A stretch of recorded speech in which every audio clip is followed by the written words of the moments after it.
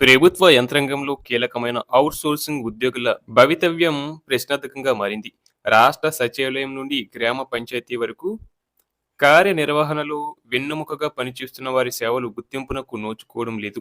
కాంగ్రెస్ ఎన్నికల మేనిఫెస్టోలో ఔట్‌సోర్సింగ్ ఉద్యోగులపై హామీలు గుప్పించింది. కానీ అధికారంలోకి వచ్చిన తర్వాత అటకెక్కించింది. రాష్ట్రంలోని 42 ప్రభుత్వ శాఖలు, కార్పొరేషన్లు, సొసైటీలు, విశ్వవిద్యాలయాల్లో దాదాపు 2,00,000 మంది ఔట్‌సోర్సింగ్ ఉద్యోగులు పనిచేస్తున్నారు. ఉద్యోగ భద్రత లేక, సరైన వేతనం అందక, ప్రభుత్వం నుంచి భరోసా లభించక బతుకులు వెళ్లదీస్తున్నారు. ఇక ప్రభుత్వానికి ఔట్‌సోర్సింగ్ ఉద్యోగులకు మధ్య దళారీ వ్యవస్థ లాంటి ఏజెన్సీల ద్వారా జీతాలు చెల్లిస్తున్నారు. వీరు చాలా రకాలుగా అక్రమాలకు పాల్పడుతూ ప్రభుత్వ ఖజానా నుండి నిధులు కొల్లగొడుతున్నారని పలు సందర్భాల్లో నిగ్గు తేలింది. ఇలాంటి మధ్యవర్తి సంస్థలను రద్దు చేసి ప్రభుత్వం ద్వారా జీతాలు చెల్లిస్తే తమకు న్యాయం జరుగుతుందని ఔట్‌సోర్సింగ్ ఉద్యోగులు కోరుతున్నారు. ఇలా చేస్తే ఔట్‌సోర్సింగ్ ఉద్యోగులకు మేలు జరగడంతో పాటు ప్రభుత్వానికి వేల కోట్ల ఆర్థిక భారం తగ్గుతుందని చెప్తున్నారు.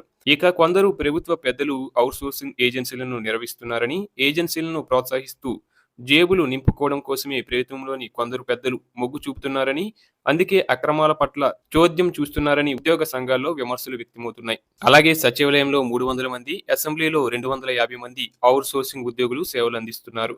33 కలెక్టరేట్లు, ఉన్నతాధికారుల కార్యాలయాల పరిధిలో ప్రతి జిల్లాకు దాదాపు 4,800 మంది పనిచేస్తున్నారు.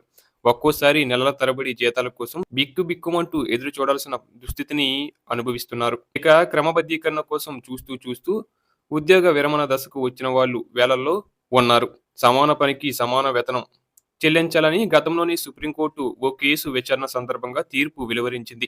3 ఏండ్లకు పైగా సేవలు అందించిన వారికి శాశ్వత ఉద్యోగులతో సమానంగా జీతం, ఇతర ప్రయోజనాలు కల్పించాలని పేర్కొంది. అవసరమైన చోట శాశ్వత పోస్టులను సృష్టించి వీరిని రెగ్యులరైజ్ చేయడం ప్రభుత్వ బాధ్యత అని తెలిపింది. ఈ తీర్పు అన్ని రాష్ట్రాలకు వర్తిస్తుందని వెల్లడించింది.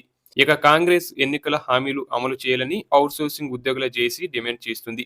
ప్రభుత్వంలోని వివిధ శాఖల్లో 15 నుండి 20 ఏండ్లుగా పనిచేస్తున్న ఔట్‌సోర్సింగ్ ఉద్యోగులు అందరినీ శాశ్వత ఉద్యోగులుగా గుర్తించాలని, ప్రభుత్వ ఉద్యోగుల తరహాలోనే ప్రతి నెల 1వ తారీఖున వేతనాలు చెల్లించాలని, విధి నిర్వహణలో చనిపోయిన వారి కుటుంబాలకు 10 లక్షల పరిహారం అందించి కుటుంబంలో ఒకరికి ఉద్యోగం ఇవ్వాలని, సుప్రీంకోర్టు ఆదేశాల మేరకు సమాన పనికి సమాన వేతనం చెల్లించాలని జేఏసీ సంఘాలు ఇప్పటికే డిమాండ్ చేస్తున్నాయి.